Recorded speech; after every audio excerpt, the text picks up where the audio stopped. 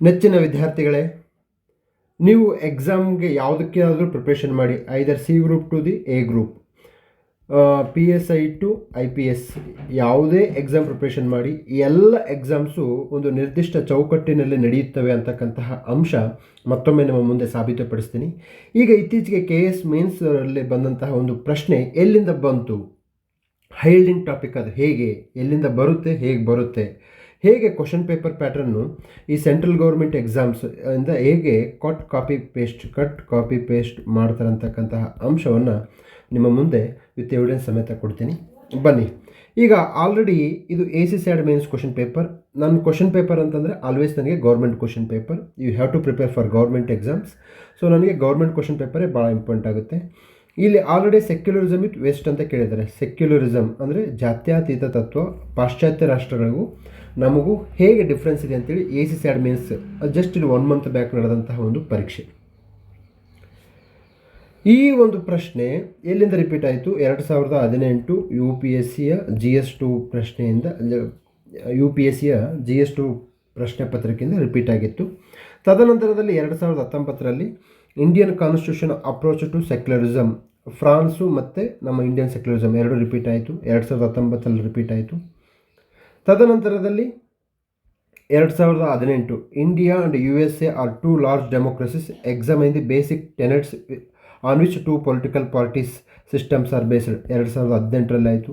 ತದನಂತರದಲ್ಲಿ 2024ರಲ್ಲಿ ಏನಾಯಿತು? Discuss the India as a secular state and compare with the secular principle of the US constitution. So ಈ 3 ಅಥವಾ 4 question ನೋಡೋದ್ರಿಂದ ನಮಗೇನು ಗೊತ್ತಾಯ್ತು ಅಂತಂದರೆ, secularism is a yielding topic. US Western or France is these are the yielding countries topic ನಮಗೆ important ಅಂತೇಳಿ. ಇದೇ ಒಂದು ತತ್ವವನ್ನು KPSC ಅವರು ಸಹ ಕಟ್ ಕಾಪಿ ಪೇಸ್ಟ್ ಮಾಡಿದ್ದಾರೆ. ಓಕೆ, ಸೊ ಆದ್ದರಿಂದ ನಾವು ಸೆಂಟ್ರಲ್ ಗೌರ್ಮೆಂಟ್ ಎಕ್ಸಾಮ್ಸ್ ಕ್ವಶನ್ ಪೇಪರ್ನ ತುಂಬ ಚೆನ್ನಾಗಿ ನೋಡ್ಕೊಳ್ಬೇಕು ಅನ್ನೋದಕ್ಕೆ ಇದು ಎಕ್ಸಾಂಪಲ್ ನೋಡಿ. ಇದು 2000 ಮೊನ್ನೆ ನಡೆದಂತಹ KS ಮೇನ್ಸು GS2 ಪ್ರಶ್ನೆ ಪತ್ರಿಕೆ. ಇಲ್ಲೇನಿದೆ? Compare the federal structure of India and the USA. ನೋಡಿ, ಇದರಲ್ಲಿ ಐಲ್ಡಿಂಗ್ ಟಾಪಿಕ್, ನಾನು ಐಲ್ಡಿಂಗ್ ಟಾಪಿಕಲ್ಲಿ ಇದನ್ನು federalism is very important future ಅಂತ, ಅಂದರೆ ಒಕ್ಕೂಟ ವ್ಯವಸ್ಥೆ ಅತ್ಯಂತ ಹೆಚ್ಚು ಮಹತ್ವದ ಟಾಪಿಕ್ ಅಂತ ಹೇಳಿದ್ದೀನಿ ಆಲ್ರೆಡಿ. ಸೊ ಒಂದು ಫೆಡರಲ್ ನೋಡಿ, ಇಲ್ಲಿ federal is important topic and USA is very important topic. So ಈ USA ಆಲ್ರೆಡಿ UPSCಲ್ಲಿ ರಿಪೀಟ್ ಆಗಿದೆ. Federalism is always important. ನೀವು C group to the A group ಯಾವುದೇ ಎಕ್ಸಾಮ್ ಪ್ರಿಪೇರ್ ಆದ್ರೂ ಸಹ ನೀವು ಈ ಒಂದು ಐಲ್ಡಿಂಗ್ ಟಾಪಿಕ್ಸ್ ಮೇಲೆ ಪ್ರಿಪೇರ್ ಆಗಬೇಕಾಗುತ್ತೆ.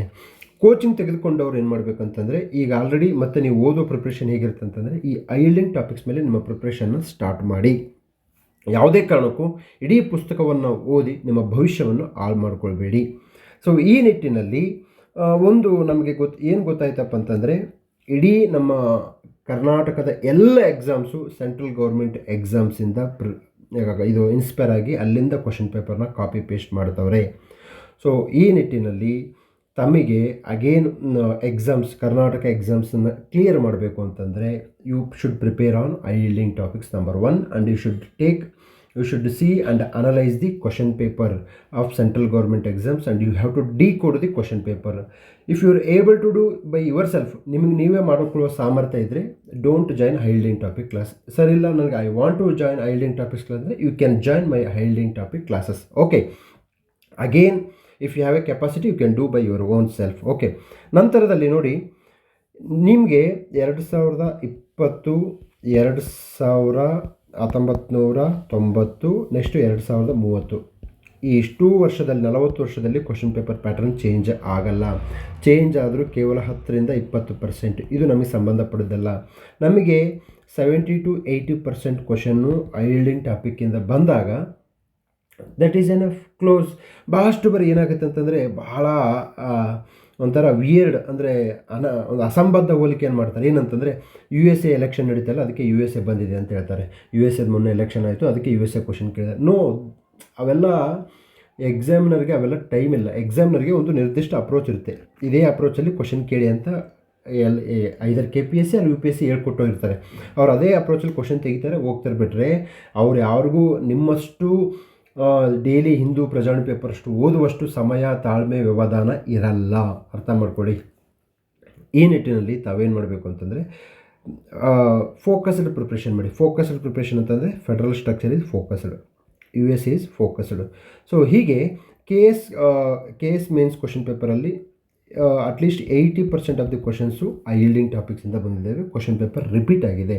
ಕ್ವಶನ್ ಪೇಪರ್ ಔಟ್ ಆಗುತ್ತೆ, ತಿಳ್ಕೊಳ್ಳಿ. ಔಟ್ ಆಗುತ್ತೆ ಇನ್ ದ ಸೆನ್ಸು ಅಗೇನ್ ಅವು ಟಾಪಿಕ್ ಹಳೆಯಿಂದ ಬಂದಿರ್ತಾವೆ ಹೊರತು ಬೇರೆ ಎಲ್ಲಿಂದೂ ಬಂದಿರಲ್ಲ. ಸೊ ಈ ನಿಟ್ಟಿನಲ್ಲಿ ತಮ್ಮ ಪ್ರಿಪ್ರೇಷನ್ನು ILDing ಆ್ಯಂಗಲಿಂದ ಹೋಗಲಿ. ILDing ಕ್ಲಾಸ್ಗೆ ಬೇಕು ಅಂತಂದರೆ you can join our classes. So will meet in the next video. Thank you.